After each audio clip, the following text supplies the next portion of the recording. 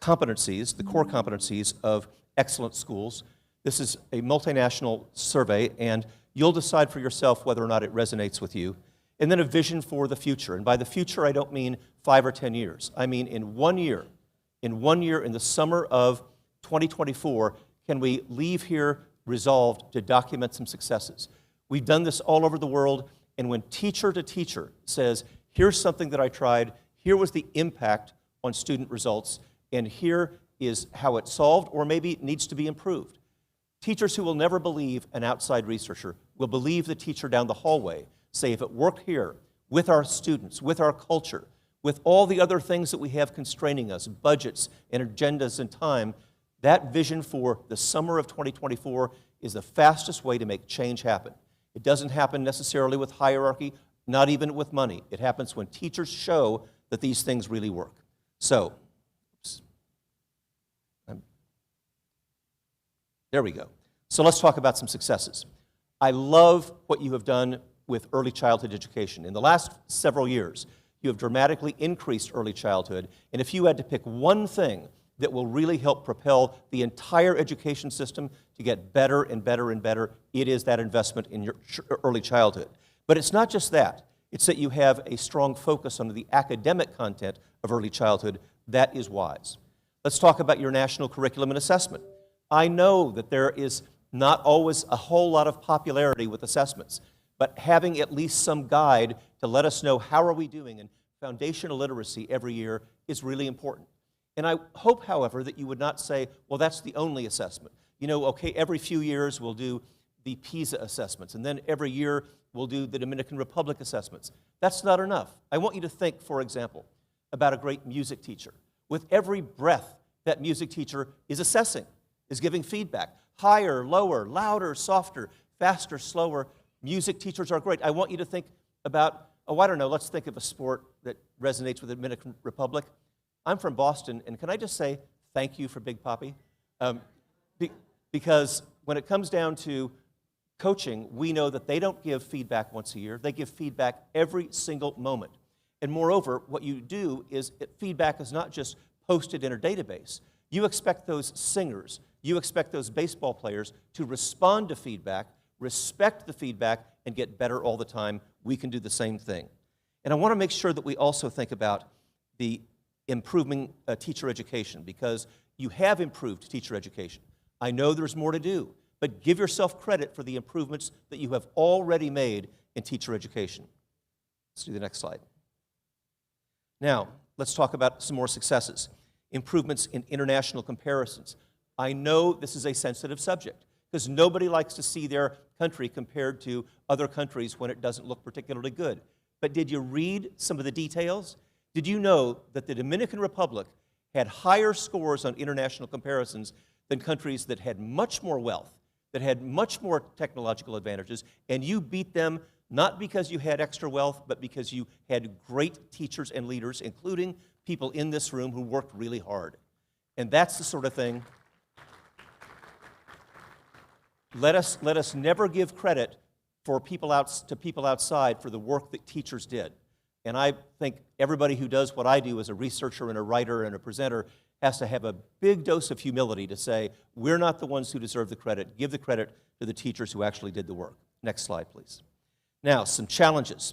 Let's talk about effective feedback. We know in the international data, thanks to Jenny Donahue, John Hattie, and many others, feedback is one of the most powerful things that teachers have in their toolbox. However, when there's large class sizes, giving feedback is very difficult. It's not impossible. You have very effective teachers who still deal with large class sizes, but I just want to be honest with you. You can't say, we want more feedback, and then give teachers fewer minutes of time to do that with. We know that we have infrastructure needs that we have to deal with, and that includes the way that our buildings just need to be kept up and repaired. It's a harsh climate sometimes in our rural areas, and they need help. Now, one final thing. We've got to make sure that secondary students stay in school. It's very interesting, some of the international data that I read, including analyses of the Dominican Republic. You want to know one of the best ways to reduce alcohol and drug abuse, to reduce teenage pregnancy, is to keep students in secondary school. Now, a lot of them are getting there, and we're lucky that they're doing that, but that's a big challenge that our country must face. Next slide, please. Now, what about the impact of poverty? I read a lot of these research studies that say, well, it's this program, or that program, or the other program, or it's parental engagement. But when students are ill-housed and ill-fed, when they are hungry, when they are scared, it's really hard to learn. And so I do not think that you can address issues of education without also addressing the issues of poverty, specifically on food and secure housing. Our students need that, and our parents need that if they're going to be able to help their children as well.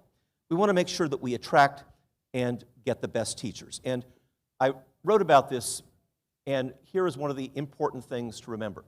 I will always argue for more money for our teachers, and they have had some more money. But here is what we've learned from the research. Money isn't enough. You want to know what teachers are telling me? Number one, respect. They want to be respected as professionals. Number two, they want safety, both physical and psychological safety. In other countries where we've worked, part of our work was to build teacher housing that was safe and secure and had curtains in the windows. If you want to attract and keep great teachers, we've got to be able to do that. And sometimes in a rural area, giving them transportation on weekends to come into the cities where they may have family or may have other things that they wish to do. You can't just look at money alone. It's respect, it's safety. The third thing that they mentioned was collaboration. Professionals want to learn from each other and work from each other. And it's very hard to do that if we don't have collaboration built in.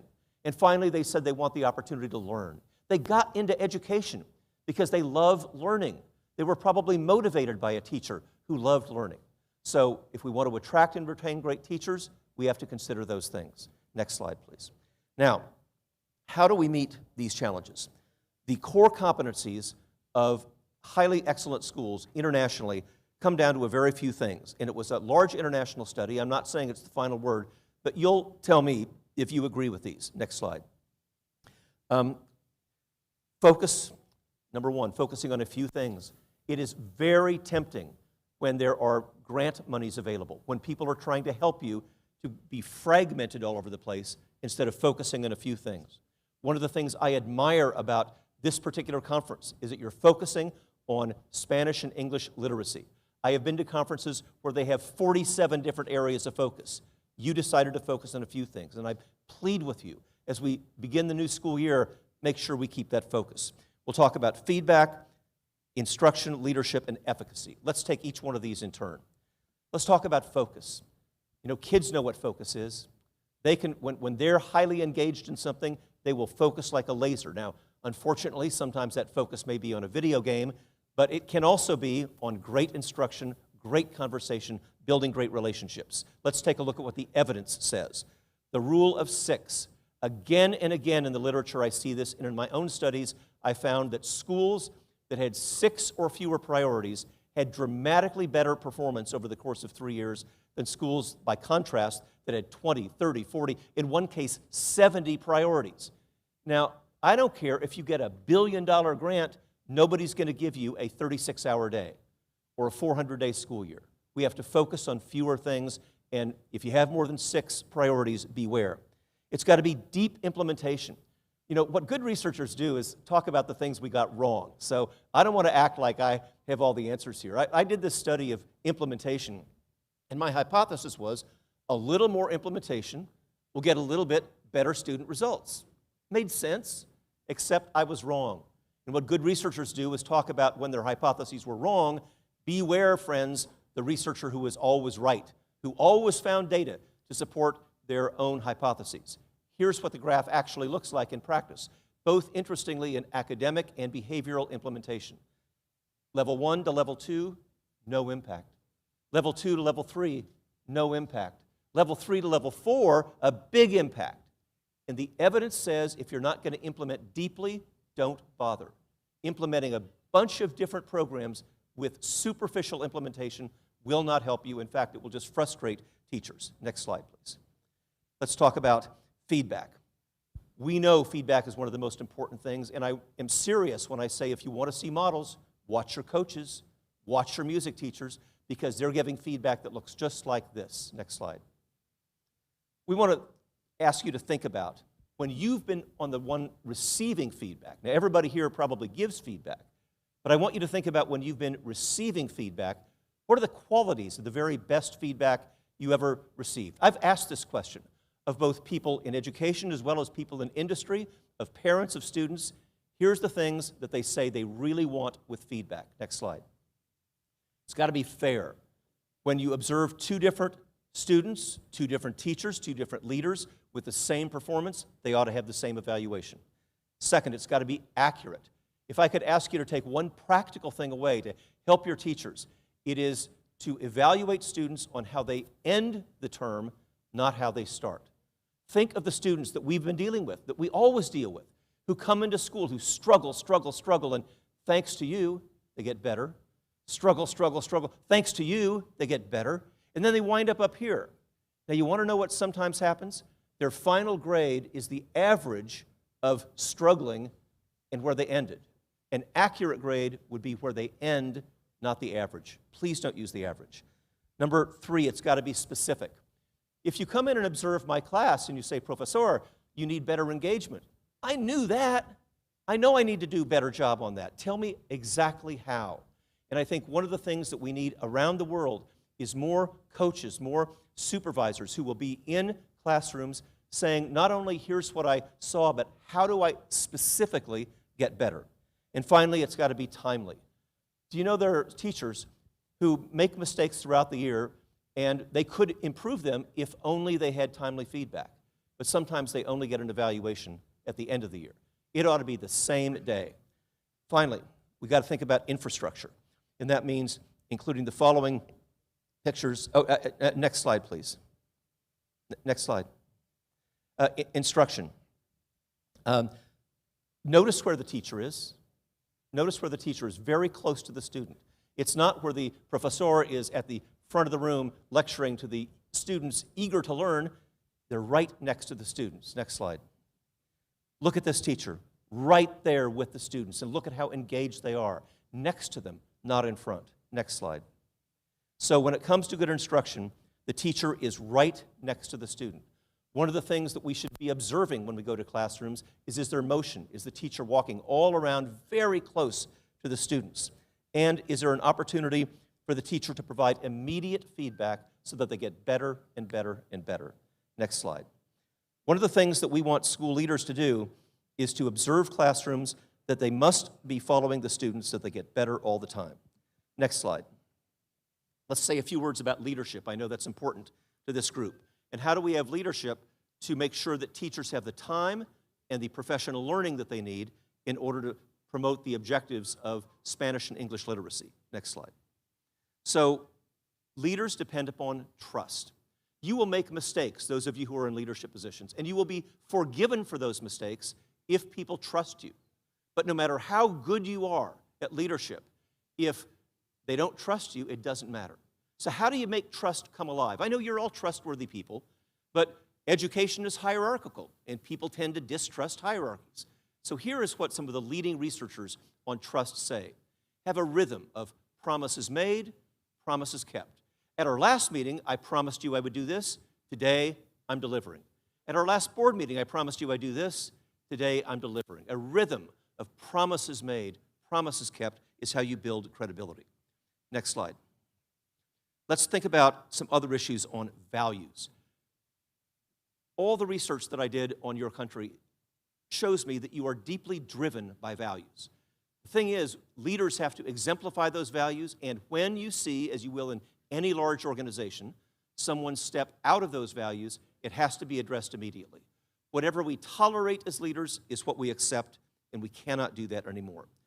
And this especially involves partnerships with parents and community members. By the way, a huge strength in your wonderful country is the way that you have increased parent education as well as increasing early childhood. I noticed that and appreciated it. Efficacy. Of all the variables out there in big international studies, I was just with John Hacia, the leading researcher in this field, in Singapore a couple of weeks ago, and he is now up to 400 million students in more than 100 countries all over the world. And although I know the countries are diverse, they all coalesce around a few things that come out again and again and again. Feedback is one of them. Efficacy is the other one. The question is, what is efficacy? So let me respectfully offer a homework assignment when school starts again. Ask your teachers, what causes student achievement? What causes student achievement? And then just listen. Let them write a separate cause on each paper. Maybe if we were to ask in this room, we'd say, well, it's teacher relationships, or maybe we'd say it's poverty. Maybe we'd say it's student access to alcohol and drugs. Let them go. Let them list all the causes, and then divide them into 3 piles. Next slide. Next slide, please. Pile 1, I cannot control it. There's a lot of things that our teachers cannot control, and yet that's what they talk about in meetings. Just put that in pile 1, I cannot control it. Pile 2, I can influence it, but I cannot control it. Those are the sort of things that are like attendance. I can't control attendance, do they get out of bed, but I can influence it with good relationships with parents and with teachers. Pile 3, I influence and also to you as leaders, as teachers, as professors, is focus on the second and third pile. Empower our teachers to focus on things they can influence and control, and not on things that they cannot influence and control. So finally, we need evidence of impact, which leads us to the vision for next summer. Next slide. Here is what I would like to suggest as a vision. I'm not making policy. I've just seen it done all over the world, and it really works. Find a large auditorium, bigger than this one, where teachers will create 3-panel displays. It has 3 titles. What is my challenge? What was my practice? Well, my challenge, I have too many grade 3 students not reading on grade level. My practice, well, I expanded my literacy time in both English and population in California. They increased by more than 4-fold the number of students who were performing at a proficient or advanced level. So to repeat, it's challenge, practice, result. And having those things displayed will do a marvelous way of communicating with your teachers. So in sum, we talked about successes, and you have them. Please do not be hard on yourselves when you see negative news. We have to be honest about negative news, but the best way to address your challenges is to recognize your successes and say, how do we replicate those? So successes, challenges, we talked about the core competencies: focus, feedback, instruction, leadership, and efficacy. Those are pervasive based on international studies. And finally, that vision for the future. The vision for the future that says our teachers can lead the way, our own student successes can lead the way. The best any outsider can do is offer some examples of success, but the driver of success is in this room. The drivers of success are in our schools. Those are the people that we must support and we must empower. So, once again, my deep thanks for the opportunity to be here. All of you for being willing to listen to an outsider, to Dr. Collado for his very kind invitation. Have a wonderful rest of the conference.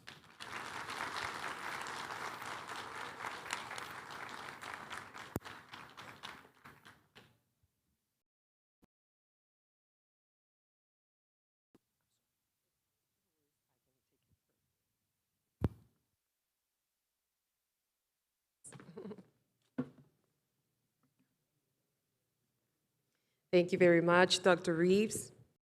Educativo. Y para esos fines vamos a invitar al doctor Alex Marrero, superintendente de las escuelas de Denver. Lo recibimos con un fuerte aplauso, por favor. El doctor Alex Marrero lidera con la visión de apoyar a los estudiantes y cree que cada niño puede alcanzar su potencial. En julio del 2021, el doctor Marrero fue seleccionado como superintendente de las escuelas públicas de Denver, el distrito escolar más grande del estado de Colorado. El doctor Marrero obtuvo una serie de logros notables, incluida la adopción de un plan estratégico de integración comunitaria. El doctor Marrero comenzó su carrera en educación trabajando en varios roles, incluyendo consejero, director atlético, subdirector y director del Departamento de Educación de la ciudad de Nueva York. También ha trabajado en la educación superior como facilitador de aprendizaje para la Universidad de Harvard. University Graduate School of Education College. Lo recibimos con otro fuerte aplauso, por favor. Gracias. Ya. Muchas gracias. Permiso. Okay. Aquí estamos. Saludos, greetings. My thanks, greetings. I'll introduce myself in a moment. Me voy a introducir un poco. But first, I want to say thank you to the National Alliance for Bilingual Programs and Education, and also a big thanks to that gentleman over here taking pictures, Dr. Washington Collado, Nino Collado, for his invitation and for his planning and his vision for this conference. So can we give him a round of applause, please?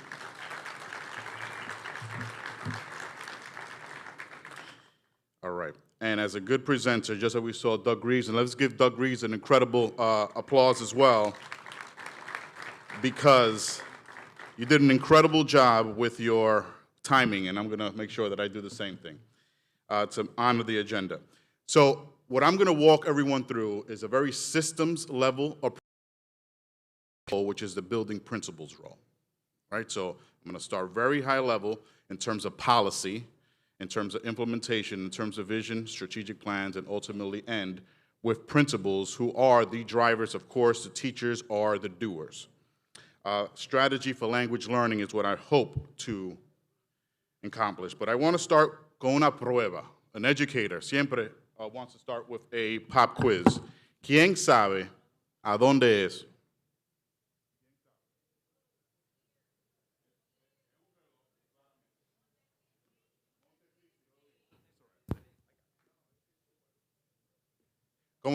Tengo 30, ¿por qué eso es importante para mí? Voy a hablar de sacrificio. Ese es Mirta Carmen de la Altagracia Espinal Ferdinand, mi mamá. Mi mamá que nació en Santiago Rodríguez. Sí. Se puede con bulla un poco. Se crió en Montecristi, por eso que estaba el reloj ahí. Muchas gracias.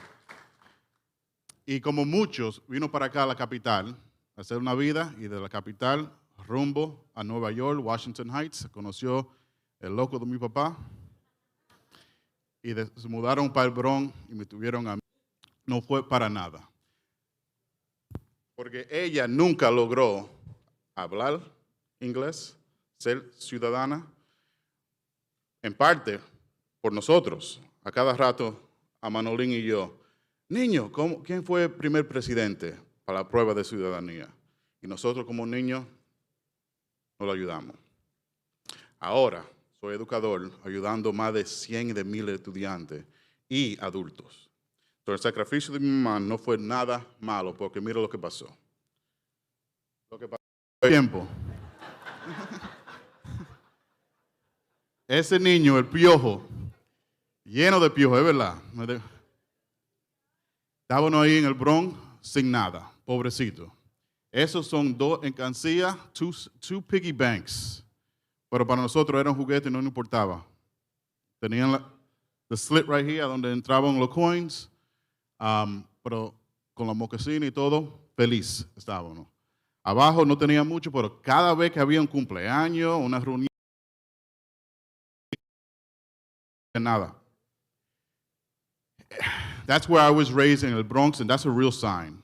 Nada fácil, lleno de droga, crimen, pero para nosotros no importaba, porque nosotros éramos niños, privón de Alexis de Aguajero, creyéndose que algo es el peer pressure de nosotros. Tenemos que estar en el in crowd. Y abajo está Alexis, cuando estaba graduando, no había dinero para comprar las fotos, por eso que está el proof, eso es la prueba que te dan. Y últimamente, con todo ese esfuerzo y el sacrificio de mi mamá, llegué a varios institutos por el Harvard que dicen que es el mejor o el más difícil, y ahí me esforcé. Entonces, el sacrificio de mi mamá no fue para nada, porque aquí estoy yo, pero encima de todo eso, ayudando a muchos estudiantes. Ahora, voy a entrar a cómo yo puedo o pienso ayudar a la República. Y ahora, I'm going to transition into English, and I'm going to try my best not to lose the crowd. So feel free to ask anything that you want, and Doug, make sure that I'm on time. I don't think so, right? Is this a revelation for anyone? Oh, bilingualism, that can help you be productive. No. In today's globalized world, knowledge of multiple languages is becoming increasingly vital. Personally, how you can engage socially, but also professionally in terms of success. As one of the most widely spoken languages in the entire world, Spanish is an appealing choice. Raise your hand if you knew that it's the fourth most spoken language in the entire world, el español. You knew that? Okay, so I'm happy to share that. Similarly, English has been long recognized as the international business, language of business, I should say, making it a viable skill for all. So, en brevemente, el español es el idioma oficial en 21 países y se habla ampliamente en todo el mundo. Del mismo modo, el inglés ha sido reconocido durante mucho tiempo como el idioma internacional de negocios. So, why are we here? For the obvious reasons. For your sake and for those that you serve, the students that we serve, to make sure that they are productive members of their local and global community. So I'm going to get into a little bit of the benefits of bilingual education.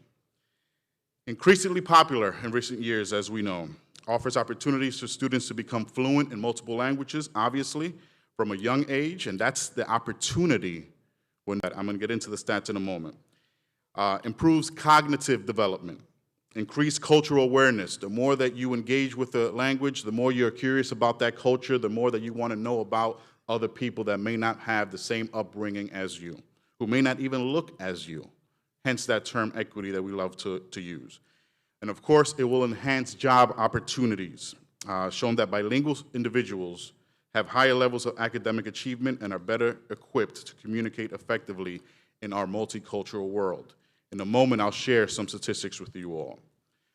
In educational settings, and we've recognized the need, so we had to shift as an organization. So we have two different ways on how we embrace language. One is the transitional native language instruction. Those are for students who come to us, and we have a lot of students that do not speak any English, mostly Spanish, but not exclusively. We see French, we see Arabic, and we see Mandarin in terms of migrant populations that we receive. And the majority of our Spanish-speaking aren't from the Dominican Republic. I wish it was, right? Because, culturally, I'll be able to really lead Mexican and Chicano, NLI, transitional, to make sure that they learn English as they engage in the content.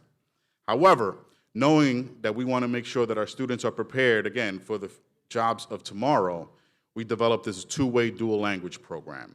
And I missed it yesterday, but I understand that there were some schools that presented on dual language immersion here as well. I'm going to share how we do it in DPS.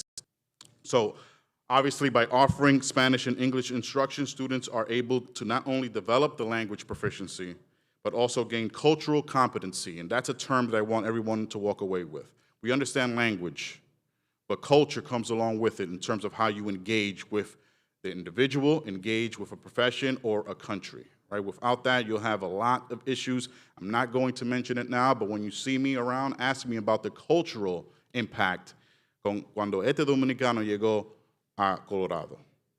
It was not as, just because I spoke Spanish didn't make a difference, right? Because the culture was different in terms of the Southwest Mexican Chicano experience.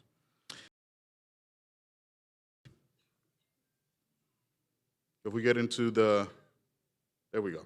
So let me tell you a little bit more about the system. Schools, we are the largest employer. Yes, we're the largest school district, but we're the largest employer. We have 18,000 employees. Big operation. I was asked yesterday by un primo que me sacó a comer mofongo, el presupuesto, your budget. Oh, you want to know the budget? 1.3 billones de dólares. But most importantly is that we have 90,000 students, and that's what I'm responsible for, and that's just my part of the state, 90,000 students. 52% of those students identify as Latino, as I mentioned earlier. The majority of those students are Mexican, Chicano. We are starting to see some other Latino countries, in particular the Southern and the Central American countries. 205 plus schools. There's always schools looking to apply to get in, open up, and at the same time, there's some schools have 1 2-year track college with 3 campuses. So very unique in that sense. There's not a lot of K-12 systems from kindergarten to bachiller and beyond that have a college, and I'm very proud for that. As a father, so aside from being a superintendent, I'm also a father of 2 young students, Alexa and Axel. And I selected a dual language program. So I have 11 of those schools in my system, and one of them I selected for my own kids. Why? Because I am a horrible Spanish teacher at home. Horrible. So we're multicultural, but she doesn't speak Spanish, my wife. She speaks Albanian de Montenegro. Entonces, cuando le hablo español, los niños míos se me huyen. No quieren saber nada. Entonces, por eso lo puso en una de las 11 escuelas que tenemos, que es dual language. Because I trust my system, right? I don't trust me as a teacher, right? But I trust my system because the system is foolproof. It's proven to be effective. So I want to show you some of the statistics. So here is some proven fact, and this shows students who have no services. These are the students who would be in that program, whether it's Tinley, the transitional, they come to us not knowing English, or they enroll in dual language. This doesn't take into effect all the other students. However, it's no different. A student who receives no support, obviously, is in that teal blue. You expect that student to struggle. But we see all the other content-based, whether we pull out, do not know if that happens here in La República, in which si necesita ayuda, te saco del salón, that's pull out. There, but the student in a 2-way dual language, they start off sluggish.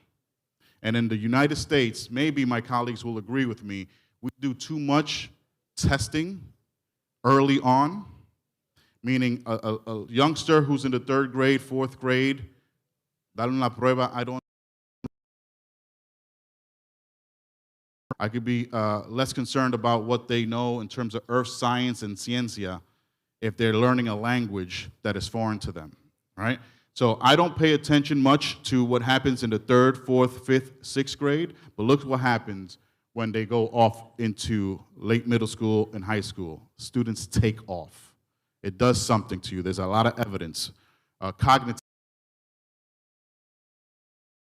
That's why a lot of our students, and me even, and those that came up in an unofficial way of being in a program, learning English a la mala, right back in the day in schools, and then going home,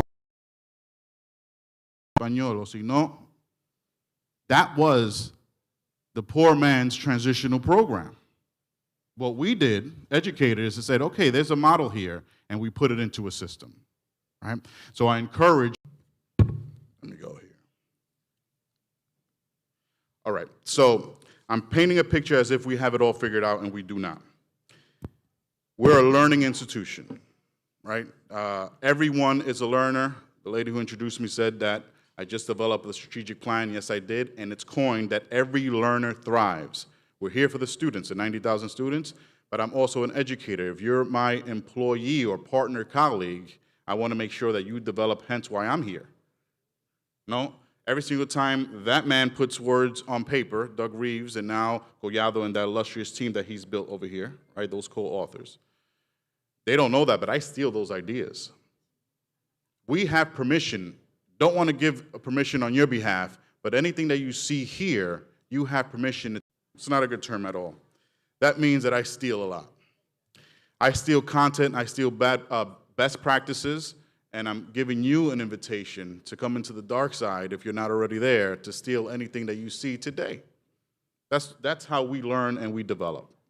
So I've coined every learner thrives, and it's based on a lot. Now, as a result, we're learning from his great efforts out in East Asia.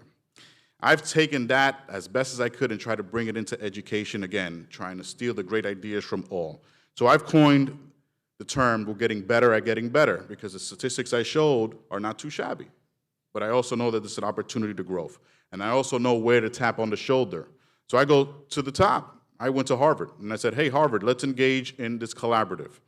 What do you have in mind, Dr. Marrero? Well, your business school does a great job with executive, IBM, Microsoft, the who's who. We spoke about that at dinner, those of us yesterday.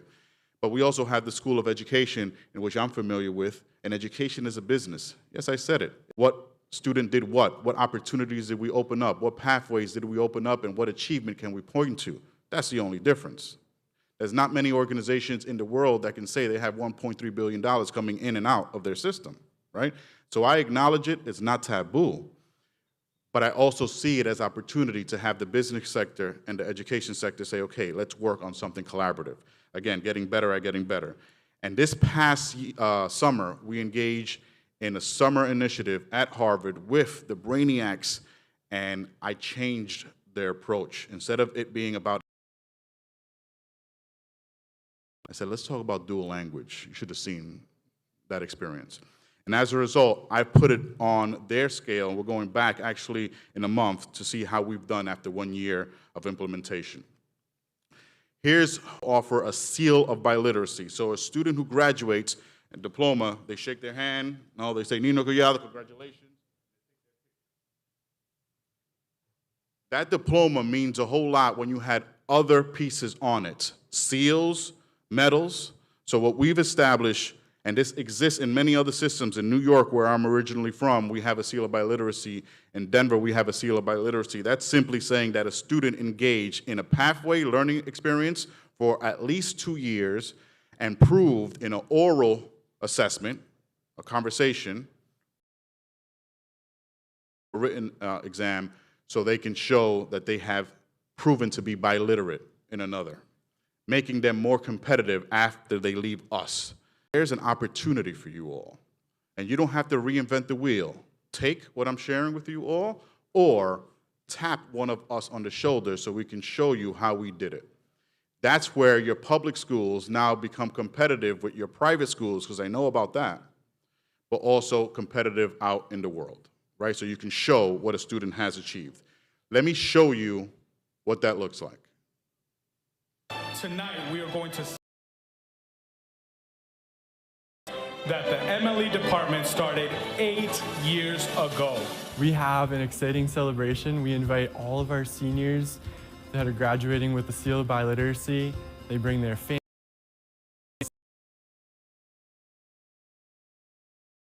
Everyone's here to celebrate and recognize the superpower that our seniors are graduating with. The Seal of Biliteracy formally certifies that these graduates have attained college-level proficiency in multiple languages. So we have a graduating class that surpasses the total amount of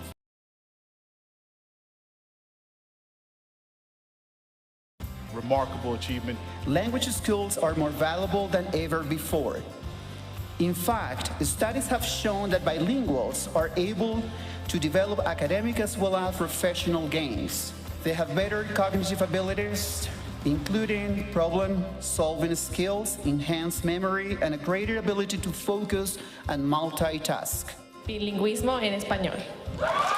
When the students come up on stage and they say that they earned the seal of biliteracy, and everyone's here cheering, it's such a fun, beautiful event.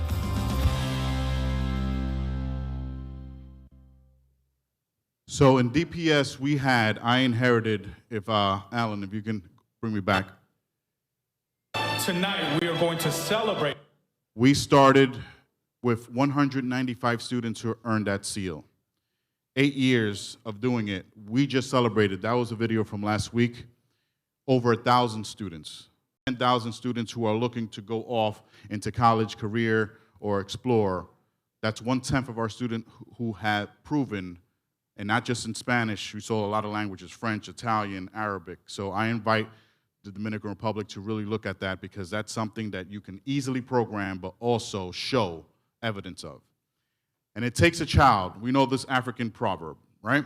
It takes an entire village to raise a child. So something that I've done in my plan, my strategic plan, Plan Estrategia, I ask folks to come join me. So I developed an advisory team specifically about Latino needs, Latino education desires, and also culture. Remember, I mentioned that the culture, Dominican and Cubano lifestyle, very different in the Southwest. So I had to learn. Every learner thrives, that includes me. So I also encourage La República to develop an advisory team, and you don't have to go far. You go right there to that table, and you have some experts who are willing to and offer their time. I know I'm running short on time, and I have a couple other things to show. So what we're striving to do, aside from graduating more students, and we have for those scholars, even if they came in when they were yay big or they came to us as a senior from another district, what happens to them afterwards? How successful are they afterwards? Because I'm a failure if I'm the foundation and they struggle in college or career. So I feel responsible to make sure that I can point to evidence, although the system and the accountability says that I'm off the hook. They graduate off stage, I don't have to worry about it. The educator in me and the one who wants to really see impact really wants to see how my students can become savvy in the entire world. So as globalization continues to grow, not necessarily language acquisition, that's well beyond that, to make sure the student is prepared to thrive no matter where it is, whether it's Switzerland, where I had the opportunity to visit earlier this month. And it's consistent with another saying that I have in Denver Public Schools. We're preparing students, you're preparing students for jobs and careers that don't yet exist. Make sure I pause there and say it again. So all of us are preparing students for jobs and careers that don't yet exist. It's so important that I'm going to say it in Spanish. Nosotros todos tenemos el cargo. Estamos preparando estudiantes para carreras y posiciones. At least make sure that they're, one, aware of that, and have the capacity to know what they do not know and to be culturally aware and hopefully culturally proficient, right? And guess what? I'm putting my energy, and we're going to hear from some students, on the students so they can answer my question on what the future is going to look like. Because I don't think I have it. Respectfully, I don't think you all have it. The students know, though, right? So it goes into students' empowerment. I want to share another video about global competency, and then I'll be right back with you. If you look at what we've experienced in the last 2 years alone, a global pandemic, a reckoning with racial injustice, the impact of climate change ravaging the planet, require a generation of young people that can do that together and do that successfully together. World Savvy's work is really about reimagining K-12 education to create a system that's more inclusive and equitable and future ready, where we are graduating young people who know more, care more, and can do more for their communities and for the world. When we ground global competence, it makes school relevant for kids. When they feel like what they're doing is important and that it matters, they are way more engaged in their own learning. And that's what we need. Disconnected from their lived experience. And this is a way that we can connect the world to them, make them feel like they're part of something bigger, and also help them do better in school.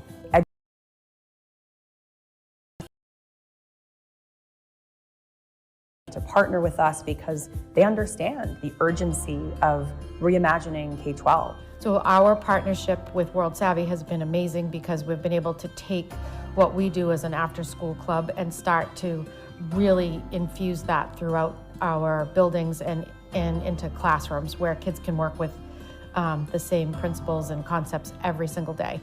In the last year, World Savvy has reached and served more than 60,000 students, more than 550 educators across 40.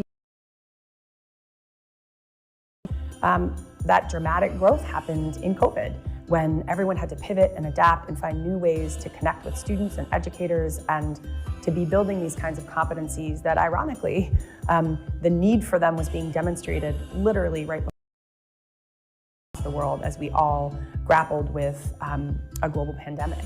As I look around, we need engaged citizens. We need people who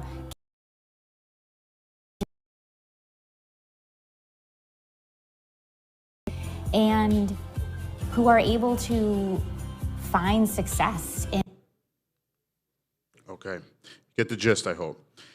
We're exploring how to dramatically also expand equity and access to all of our students and our educators. Again, every learner thrives. Every living specimen in my organization I feel responsible for, including myself. So we're very much pushing this international travel and learning. We're going to hear from, and I know students who are probably yearning for some of this.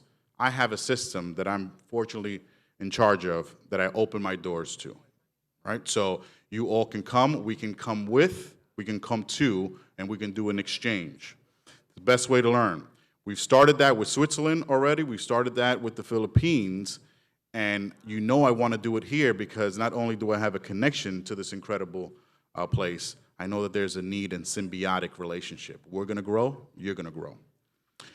We know it's important for our students to see themselves. And although the culture may be different, it does something for a scholar. When I had my first educator, who was a person of color, the Señor Acevedo, I wouldn't, don't get me wrong, I'm not saying anything negative, but it does something to a student when they see someone who looks like them.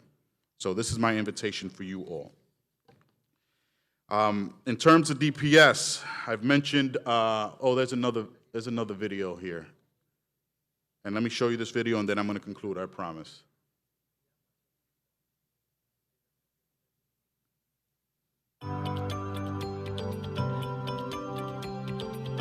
En las escuelas públicas de Denver, creemos que ser bilingüe es un superpoder. We promote biliteracy and bilingualism on a regular basis because that's something that our students should be proud of and view as like a superpower. You know 2 languages, that's beautiful. Pues para mí es un orgullo muy grande que sepan hablar los 2 idiomas. For the most part, I do have like a 98%. The parents, they agree that bilingual education is important. They want their students. Quiero poder comunicarme con las familias de mis estudiantes como mis maestros que tuve de chiquita no podían hacerlo con mi mamá. I was happy when I was little starting in bilingual classes because I learned a lot at my house, but I think it was better learning at school because you can learn new different words. We have an English and Spanish instruction class at every grade level. So if you come to Garden Place and you are a native Spanish speaker, we will help you retain your language and make sure that's something that we are proud of. El currículum que estamos usando de apoyar el lenguaje académico en los 2 idiomas. I have so many hopes and dreams for my students, and my biggest hope is growing leaders and lifelong learners. Melanie, Julieta y Xavier van a venir al color morado. DPS research shows Spanish-speaking students who receive bilingual instruction acquire English more quickly than their peers who do not. We have also found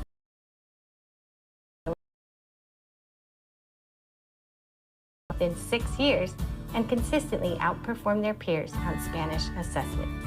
Tenemos más de 50 escuelas primarias que ofrecen programas bilingües para nuestros estudiantes de habla hispana. En un programa bilingüe de primaria, los estudiantes reciben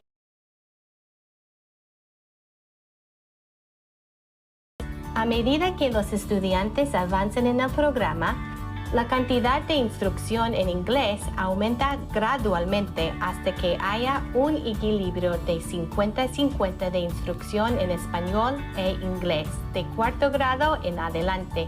Una vez que un estudiante bilingüe deja la escuela primaria, la escuela de Bruce Randolph es una escuela que ofrece una alternativa con enseñanza en inglés y en español.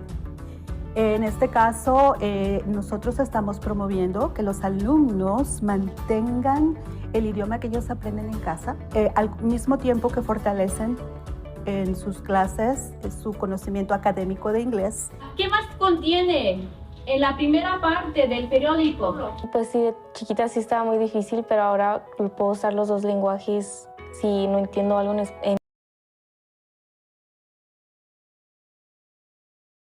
Hi, my name is Jack and I'm receiving Hacia by Literacy for Spanish.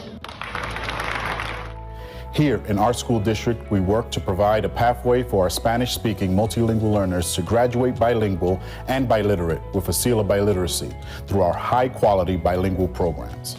Y me encanta que hablo inglés, hablo español y cruzo el puente y tengo el poder.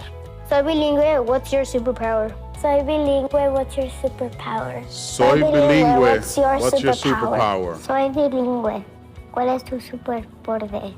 Soy bilingüe, what's your superpower?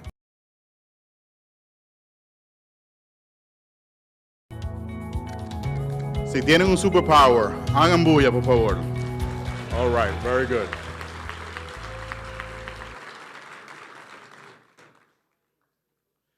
Ahora quiero concluir.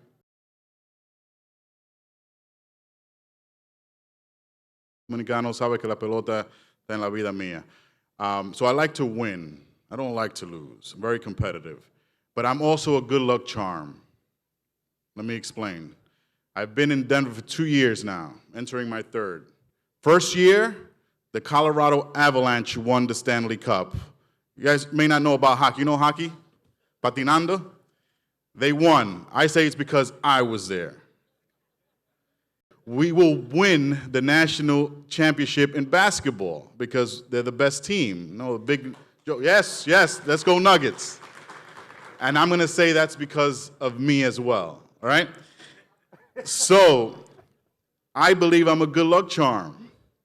So I want to ask the group a question. Comencé con una pregunta, voy a terminar igual. ¿De quién son? Si son de la Licey, bulla, por favor. Ahora, no importa, porque lo que yo sé que si nos unimos and we collaborate, eso es lo que va a pasar. Otro campeonato para todos. Muchas gracias.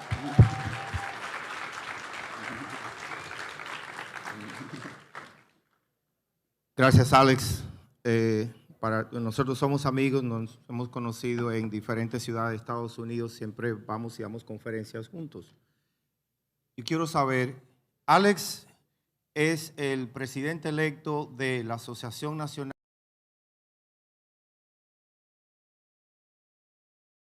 con más de 6,000 miembros y el presidente Biden ha nominado a uno de nosotros, al doctor Miguel Cardona, de nuestra organización como secretario de Educación. O sea que Alex se rodea con ese tipo de gente. Pregunta, Alex, ¿qué específicamente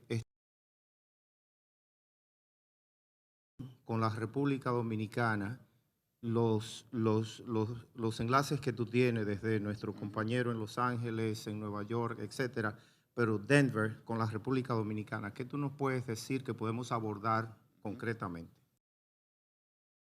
Que pueden visitar o igual nosotros a ustedes. Pero encima de Denver, lo que se imaginan es la respuesta para Denver Public Schools. Pero para la nación, los Estados Unidos, como el soon-to-be presidente de la Organización Nacional, que tenemos 27 estados, de Nueva York a California, a Texas y lo demás. Hay oportunidad para tener una colaboración que no sé cómo definir, a donde nosotros podemos top-down and grassroots.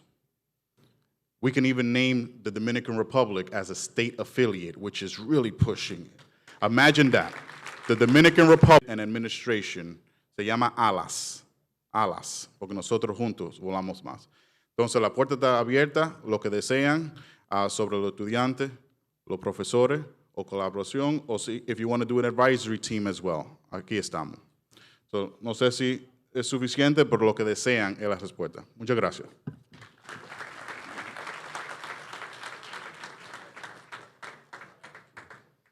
Muchas gracias al Dr. Marrero. I'm also bilingual, so I believe that's my main. Disfrutar de un panel interactivo de la Alianza Nacional para el Bilingüismo. Así que vamos a invitar a unos invitados especiales, valga la redundancia, que estarán compartiendo con nosotros en la mañana de hoy. Recibimos con un muy fuerte aplauso al licenciado Marco Cabral, miembro de la Junta Directiva de Educa, quien estará fungiendo como moderador de este panel.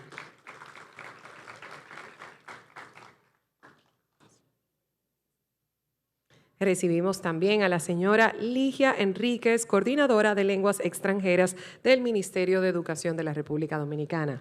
La recibimos con un fuerte aplauso. Magisterio INAFOCAM. También nos acompaña la licenciada Somnia Scott, encargada de lenguas extranjeras del Instituto Superior de Formación Docente Salamé Ureña, Isfodoso. Con nosotros, el licenciado Luis Beltré, director de formación profesional del Instituto de Formación Técnico Profesional, Infotep. Nos acompaña además la señora Ámbar Zorrilla, vicerrectora académica de la Universidad Central del Este.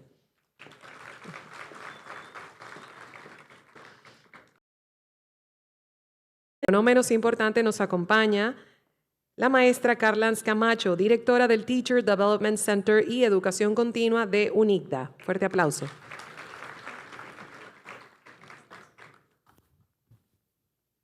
Bueno, señores, pues muy buenos días a todos y gracias a todos nuestros panelistas por aceptar nuestra invitación de participar en este gran simposio sobre el bilingüismo, el cual entendemos que es un tema bien crítico para República Dominicana, bien importante.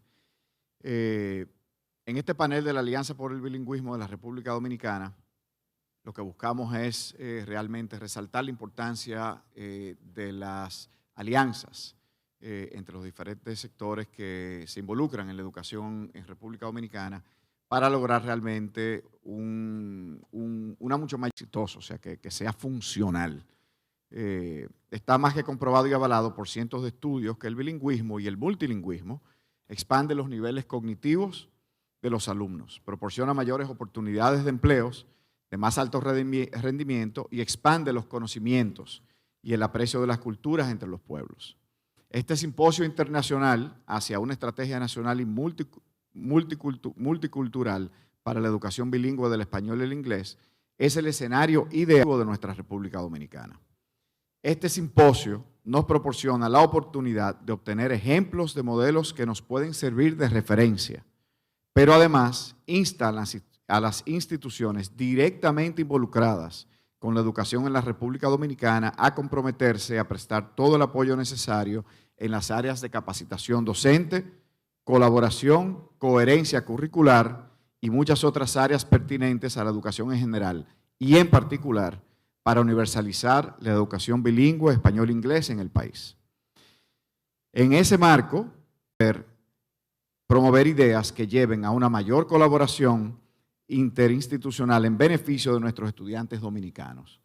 Y así, a través del bilingüismo español-inglés, dotarlos de las herramientas necesarias para que alcancen un mucho mayor potencial de ser ciudadanos que realicen más y mejores aportes al desarrollo económico y social del país durante sus etapas productivas y obviamente principales.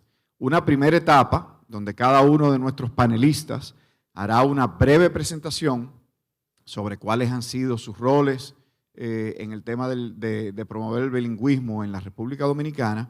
Esta va a ser una presentación donde les pido a cada uno, por favor, que no excedan minuto y medio.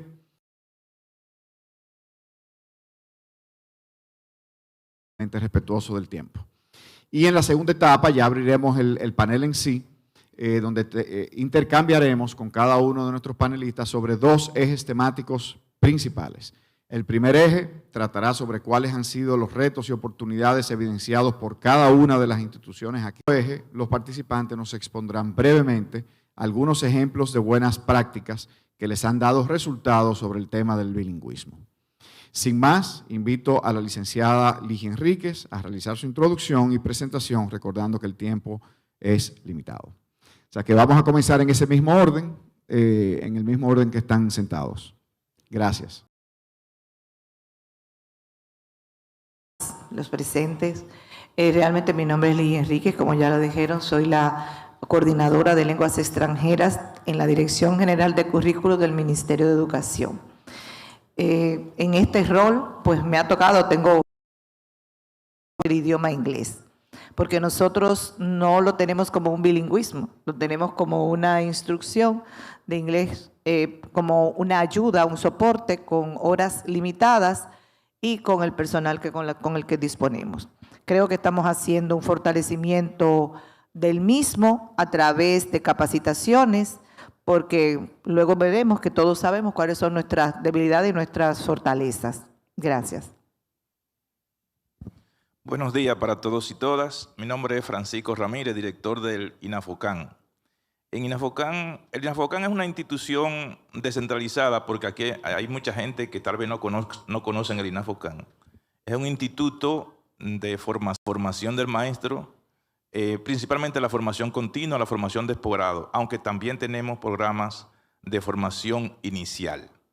En cuanto a la promoción de los idiomas, nosotros estamos trabajando en diferentes programas, tanto del nivel inicial, es decir, estamos promoviendo licenciaturas en idioma mención inglés. También en el nivel de grado, formación continua, también estamos atendiendo las necesidades puntuales de formación de maestros. Como dice Ligia, estamos apoyando lo que es el currículum, aunque la experiencia de bilingüismo es una experiencia nueva a la cual pretendemos aportar. Extranjeras del ISFODOSO, Instituto Superior de Educación, Formación Docente Salomé Ureña. Nosotros trabajamos muy de cerca con el INAFOCAM y el MINER, específicamente formando profesores para el sistema nacional docente en 6 provincias, en 6 recintos, en 5 provincias, 9 carreras, 6 maestrías, etcétera, etcétera. En ese sentido, bueno, hemos tenido muchos retos en la parte de la implementación práctica para los docentes bilingües, para el sistema, para los dominicanos. Gracias. Buenos días a todos. Luis Beltré, director de formación profesional del Infotep. Decirles que el Infotep es el Instituto Nacional de Formación Técnico Profesional, cuya misión tiene regir el sistema de formación técnico profesional de todo el país. Nuestra misión, atender a las empresas a través del servicio de apoyo a la productividad. Somos una institución que va a cumplir 43 años y es una institución que posee. Con relación a la formación bilingüe, el Infotep tiene una malla curricular que viene desarrollando hace tiempo, a través de cursos cortos, cursos largos, que llegan hasta 650 horas. Tenemos un inglés empresarial, un inglés que ha sido demandado ampliamente, y el inglés para toda la familia ocupacional de hotelería y turismo. Pero también abarcamos un inglés para todas las ocupaciones. Cada una de las ocupaciones de nosotros que impartimos tiene un inglés integrado que es un inglés técnico, es un inglés básico, específicamente un vocabulario, robustecer nuestras plataformas digitales a través de nuestro centro de formación virtual, la certificación y acreditación internacional de nuestros docentes, entre otras iniciativas que tenemos para desarrollar. Central del Este. La UCE es una institución que se encuentra en San Pedro de Macorís, en la región este, y que además cuenta con campus en Punta Cana, Montecristi y San Juan de la Maguana. Allá en la UCE pues tenemos programas a nivel de técnico superior, grado, posgrado y educación continua. Además contamos con un centro de idiomas que funciona en las modalidades presencial, virtual y también semipresencial. Parte del trabajo que hacemos en la universidad para impulsar la educación en inglés está centrada en varias aristas. Por un lado, nuestras grandes fortalezas, pues tienen que cursar una serie de niveles de inglés que les apoyen en muchos casos por la población a la que hemos servido durante estos ya casi 53 años, sobre todo en las áreas de medicina y odontología, para que puedan luego ir a Estados Unidos a validar sus títulos como médicos. También dentro de la UCE, pues a través de los programas de educación continua hemos ofrecido cursos y formaciones tanto en la didáctica del idioma inglés. Directora de la Escuela de Idiomas de la Universidad APEC. Realmente la Universidad APEC, además de sus reconocimiento en el área de los negocios, la tecnología, las artes, se reconoce por la fortaleza de su escuela de idiomas, porque ya llevamos más de 50 años de experiencia en la enseñanza y formación en el área de lenguas extranjeras. 9 idiomas, por supuesto el inglés que tiene la mayor carga, y impactamos a todos los niveles porque universitaria hasta la superior, incluyendo por supuesto el área de posgrado. Más de 45,000 egresados solamente de la Escuela de Idiomas, y todas las carreras de una PEC tienen un componente fuerte. El idioma inglés, de hecho, está declarado como una de las competencias fundamentales y es un requisito de graduación. Entonces, cada carrera tiene su perfil, ¿verdad? Ese inglés técnico de acuerdo al área, y la Escuela de Idiomas es una parte importante del programa de inmersión. Manejamos el sistema por niveles en diferentes centros educativos y, bueno, toda la formación continua. Así que para nosotros es un placer estar aquí y poder de verdad colaborar con todo lo que sea necesario. Muchas gracias.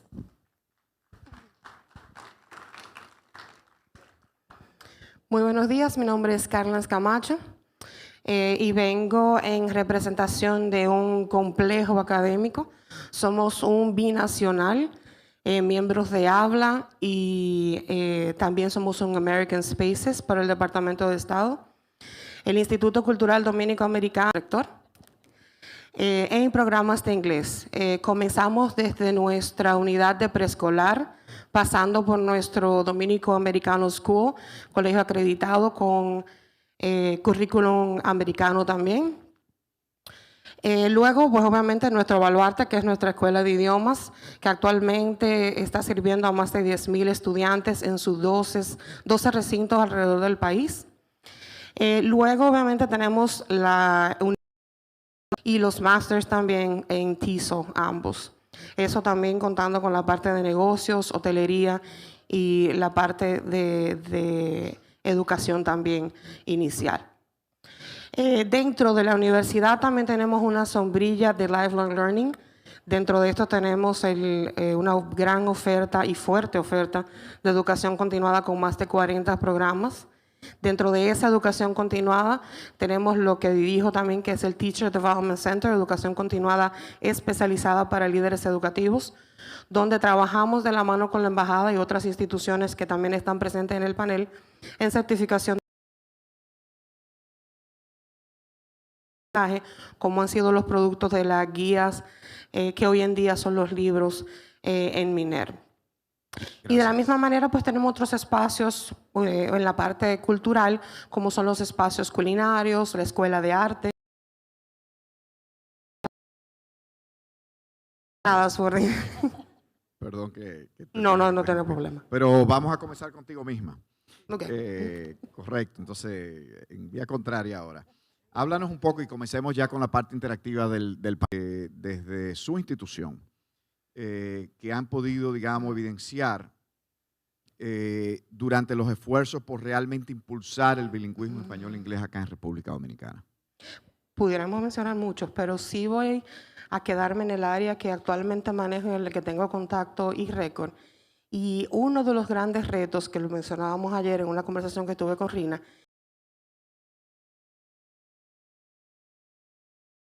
bastante alta, porque muchas personas, por lo mismo, obviamente muchos vienen de carreras que no necesariamente son educación, mucho menos especializadas en TESOL, y pues obviamente toman el dar clases de inglés como un oficio temporal, como un oficio de transición entre una situación y otra, y eso hace que las instituciones incurramos en esfuerzos, tiempo, inversiones, en capacitación interna, y pues obviamente los retos que hemos enfrentado. Y a eso también se suma que los programas entonces sufren eficientes, sobre todo por la parte académica. La rotación constante ha sido un gran reto para nosotros en estos años. Muy bien, muchas gracias. Bueno. Rina. Sí.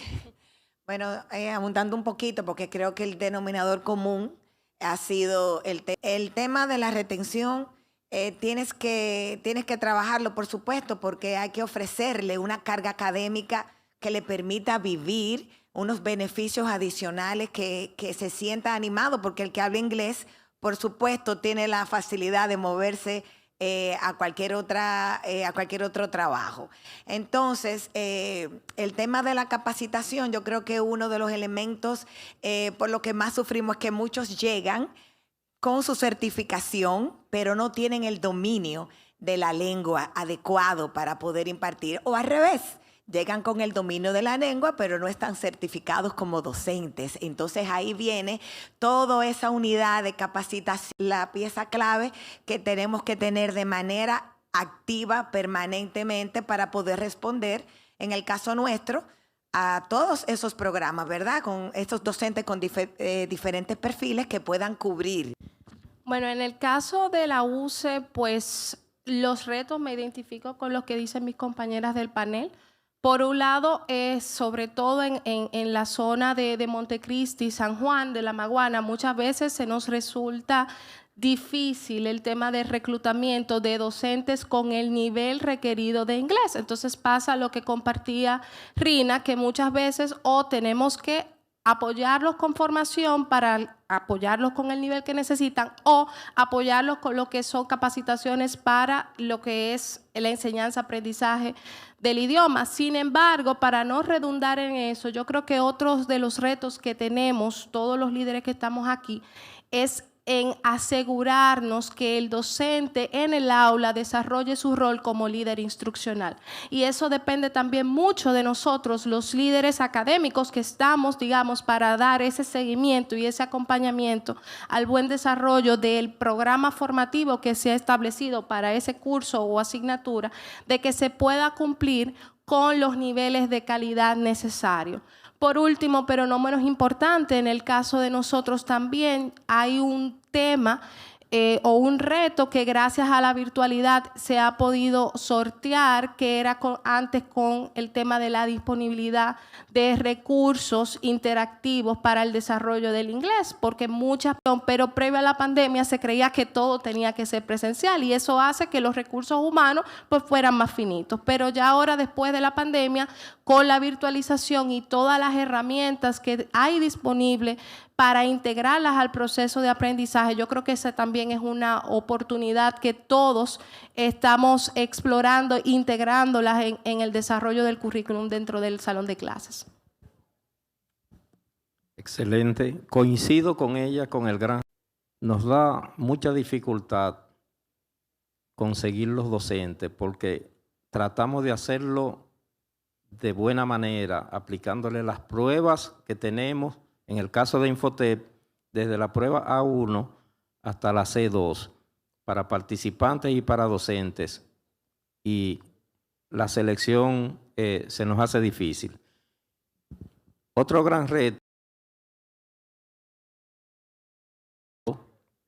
y le estamos dando solución, es a nuestra formación interna como Infotep.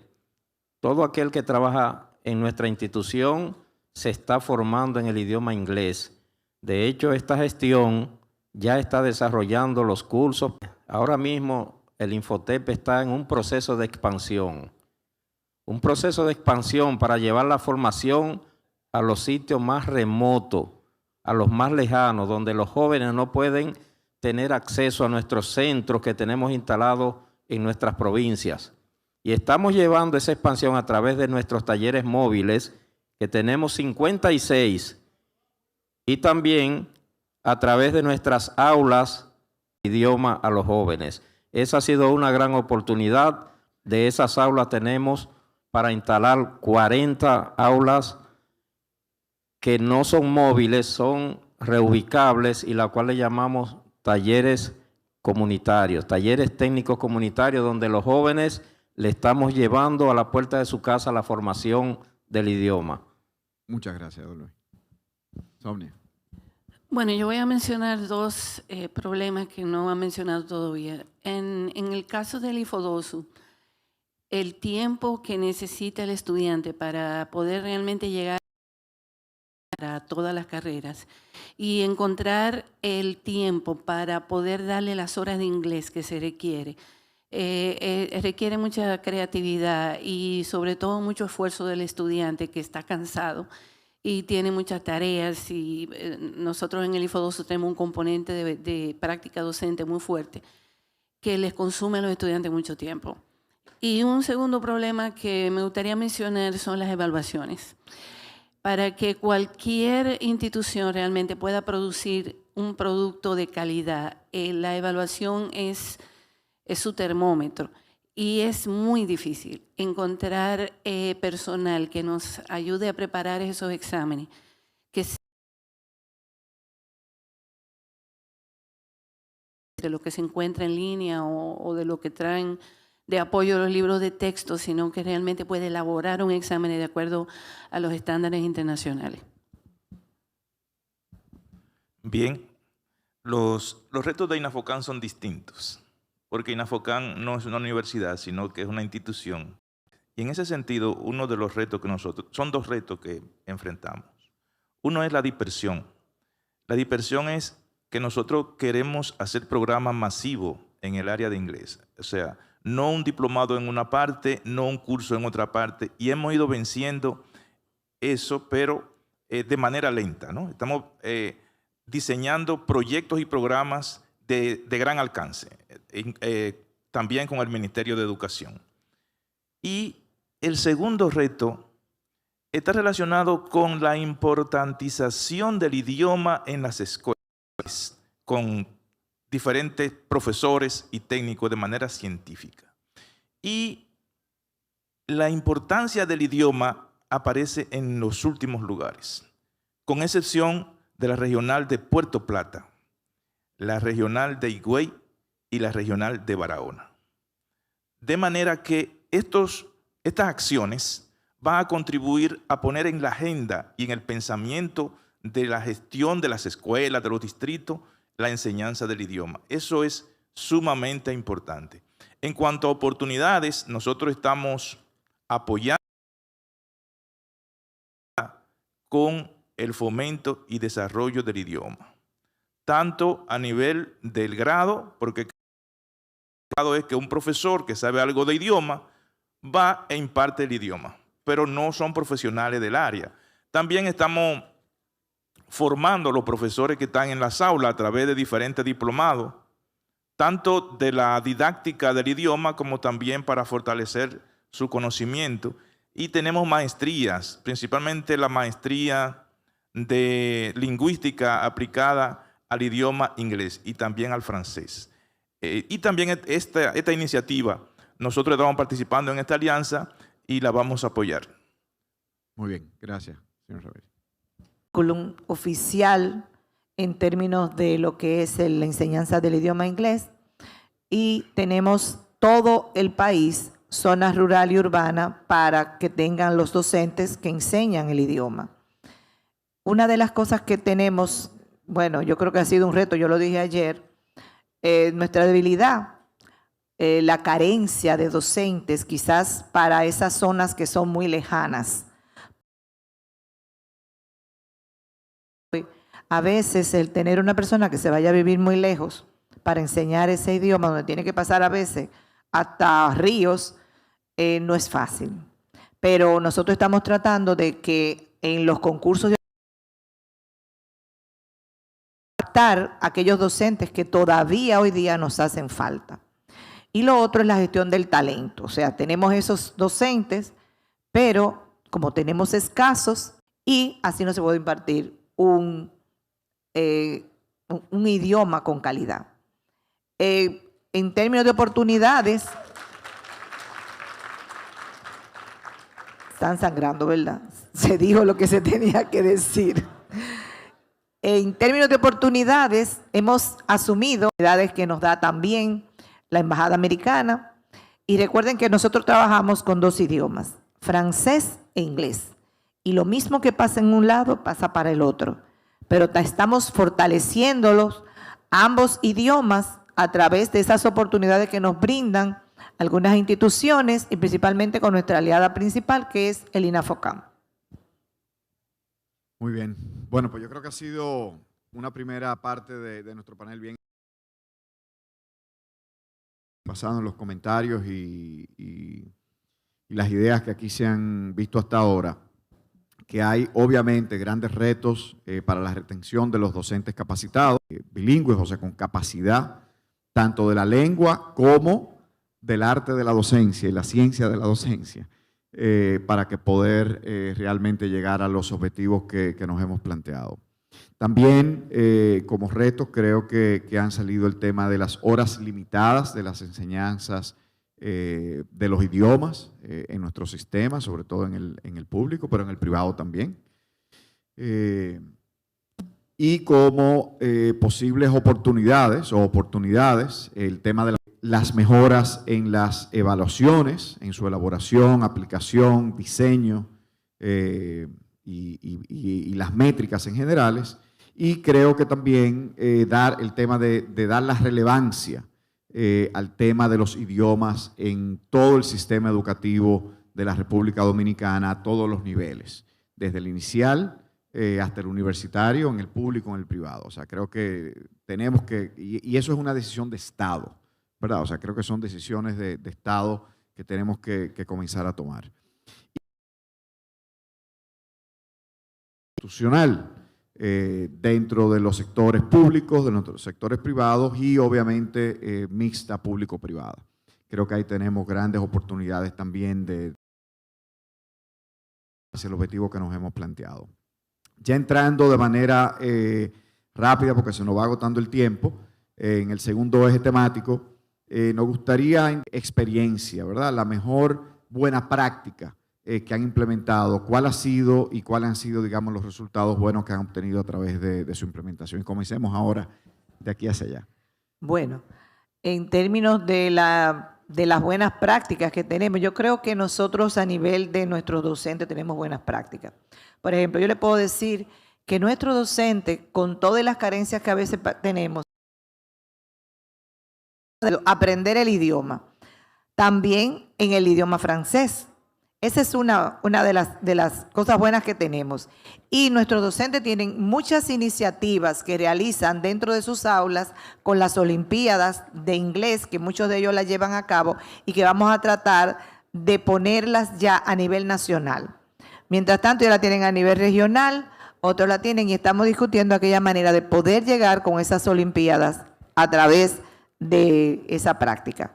Pero yo creo que estas son oportunidades que se nos brindan para que podamos ver otras iniciativas que se pueden tener para el aprendizaje del idioma inglés en nuestro país.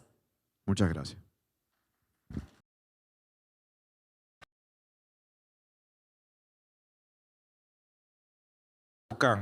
Son las mismas prácticas de las universidades, porque el INAFOCAN lo que hace es que la apoya. Ahora, desde nuestra experiencia, lo mejor que no han podido pasar es hacer alianza con las universidades para promover el idioma. Y esa alianza están dando resultados. Por ejemplo, con la universidad, con el dominico, con todas, tenemos relaciones y estamos avanzando en esa línea. Gracias.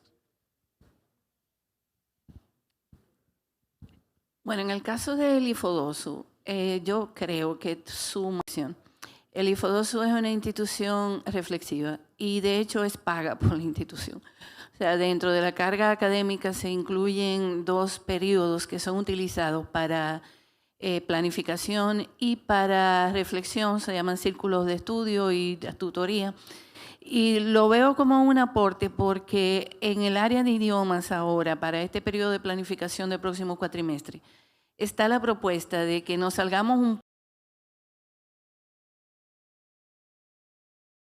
lo que le he pedido a los diferentes coordinadores del inglés es que me digan qué es lo que no estamos haciendo en el nivel anterior que le impide al profesor de ese nivel cumplir con su trabajo, que es lo que siempre es siempre que tenemos reuniones de por qué este grupo no llegó donde debía llegar, siempre se dice, bueno, porque yo no lo de evaluación. Se supone que hay un sistema de seguimiento y eso no debería de pasar. Entonces, ¿qué es lo que no estamos haciendo que deberíamos estar haciendo? Como algo, es parte de su filosofía de trabajo, es parte de su cultura institucional.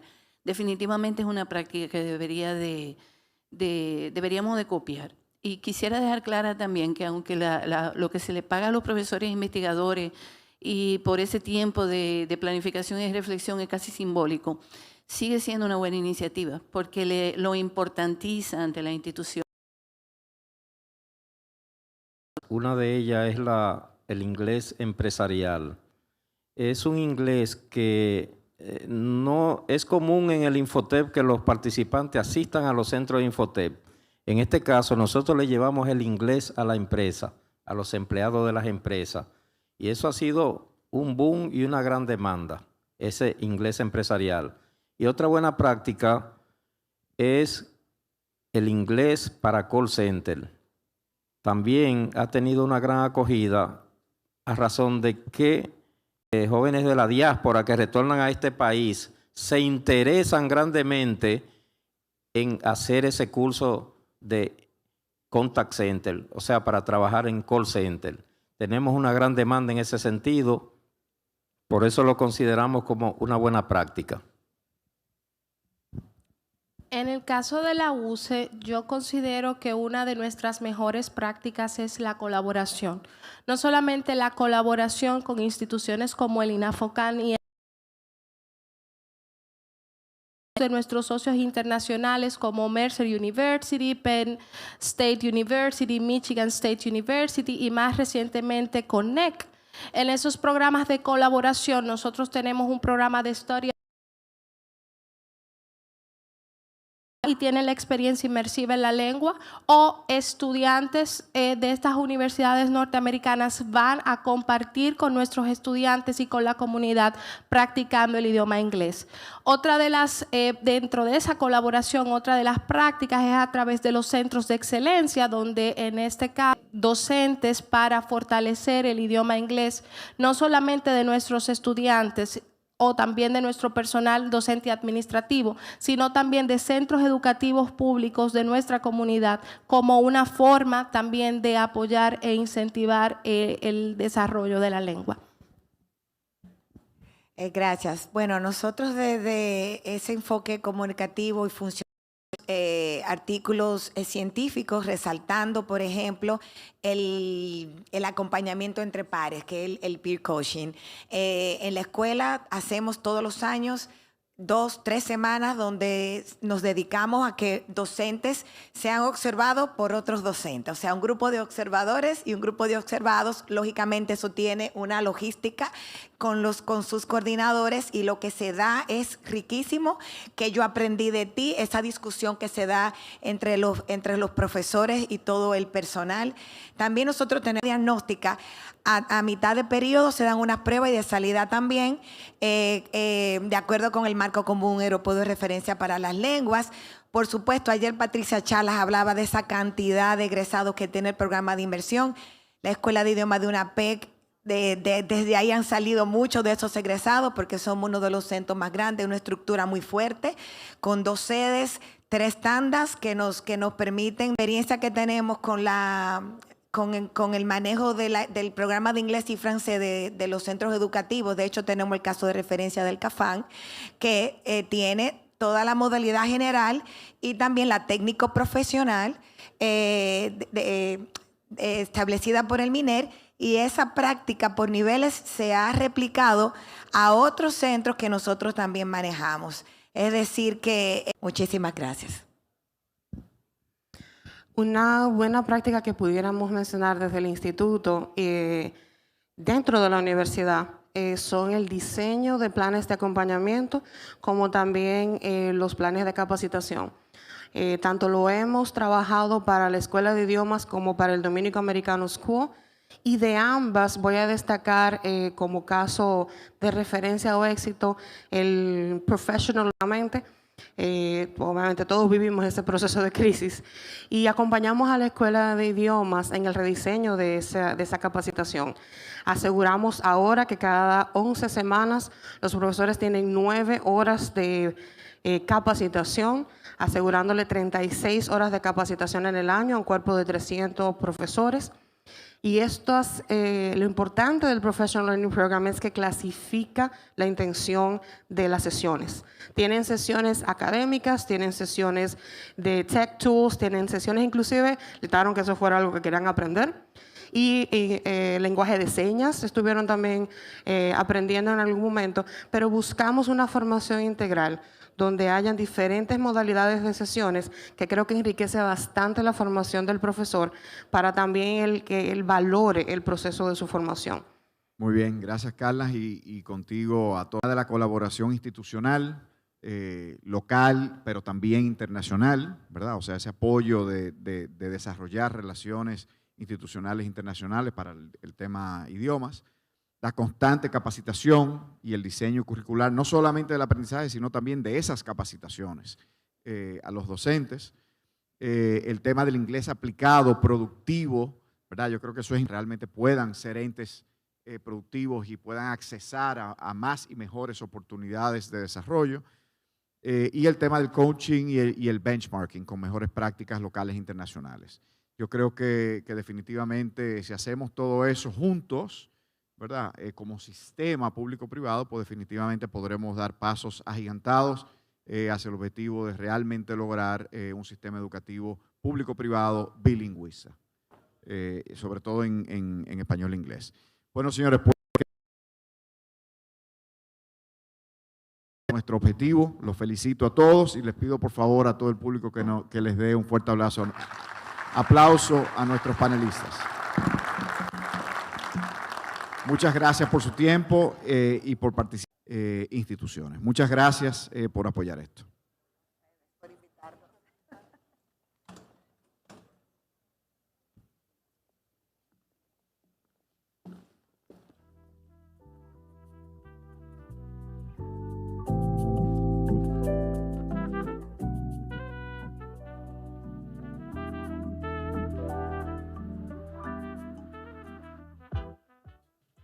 Todos.